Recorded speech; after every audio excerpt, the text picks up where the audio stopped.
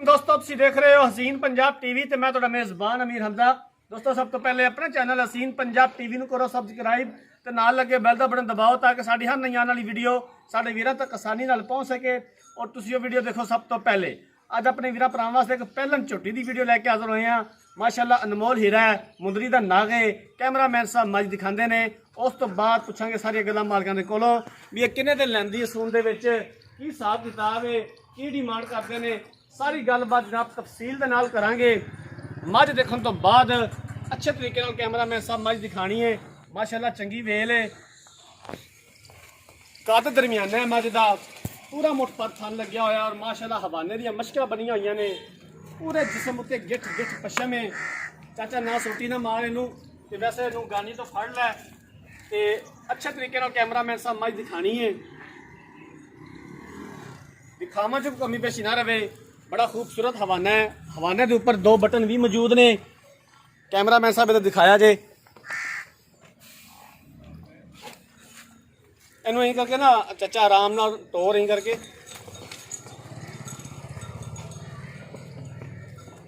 खूबसूरत हवाना है, गोल हवाना है और पूरा मुठ पर थन लग्या होया। सोहनिया विल्लां ने थना दे विच। बाकी जनाब कैमरे की नज़र है वापस ले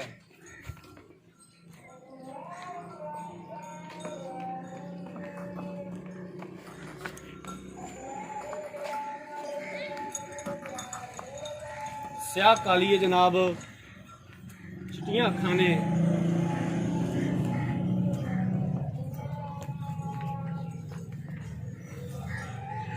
हर रोज़ कोशिश करी दी है कि अपने वीरा भरावां नूं अच्छा और बेहतरीन जानवर दिखा सकीए।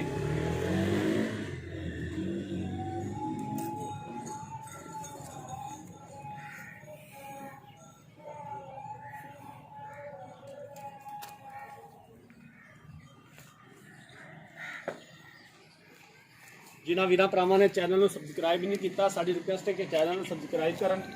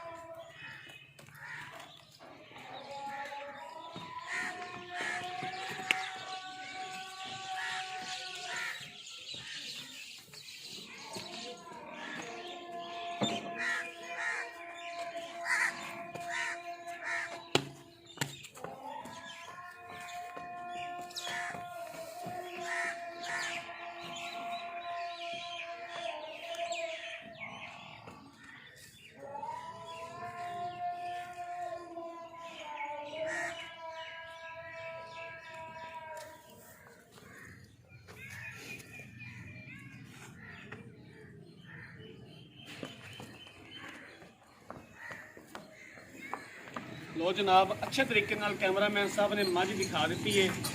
हवाना तो थाने को कैमरामैन साहब फिर दिखा दिओ। उस तो बाद मालका को जनाब की सारी डिटेल लैने भरावां को इजाजत लैने। गल्लां कभी ज़्यादा नहीं कीतियां, गल्लां नाल कभी मैल नहीं खड़े कीते। काम करीदा, वर्क करीदा और अल्हम्दुलिल्लाह कोशिश करी दी है कि अच्छा जानवर लैके आइए और मकूल कीमत च लैके आइए। चाचा नूं आ जाओ ना, ये किरण नहीं जाती तो साढ़े को आ जा, सानू जनाब इन दो चार गल्लां बातां दा जवाब दे। ਇੱਥੇ ਆ ਜਾ ਕਿਰੇ ਨਹੀਂ ਜਾਂਦੀ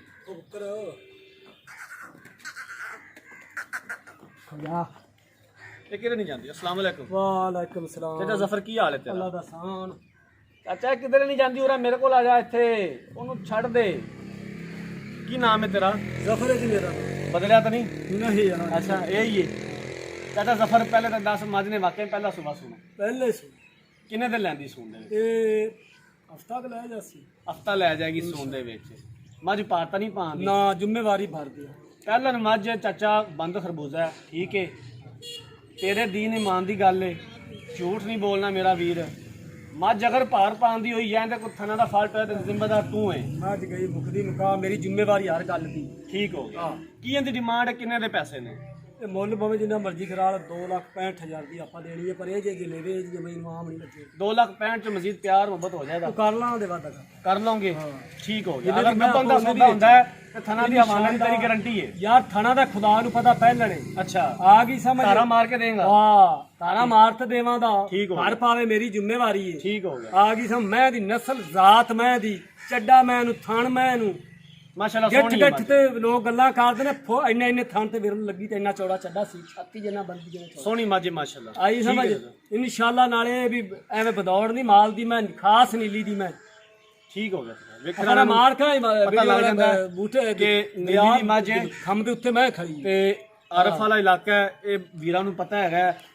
2,65,000 ਰੁਪਏ ਜਨਾਬ ਡਿਮਾਂਡ ਕੀਤੀ ਹੈ। ਪਹਿਲਾ ਸੂਆ ਮੱਝ ਨੇ ਸੁਣਾ ਹੈ, ਤਕਰੀਬਨ ਹਫਤਾ ਲੈਂਦੀ ਹੈ ਸੂਣ ਦੇ ਵਿੱਚ। ਹਵਾਨੇ ਦੀ ਤੇ ਪਿੱਛੇ ਪਾਰ ਦੀ ਗਾਰੰਟੀ ਹੋਵੇਗੀ। ਅਗਰ ਕੋਈ ਵੀਰ ਭਰਾ ਗੱਬਨ ਦਾ ਵੀ ਸੌਦਾ ਕਰਦਾ ਹੈ ਹਰ ਤਰ੍ਹਾਂ ਦੀ ਗਾਰੰਟੀ ਹੋਵੇਗੀ।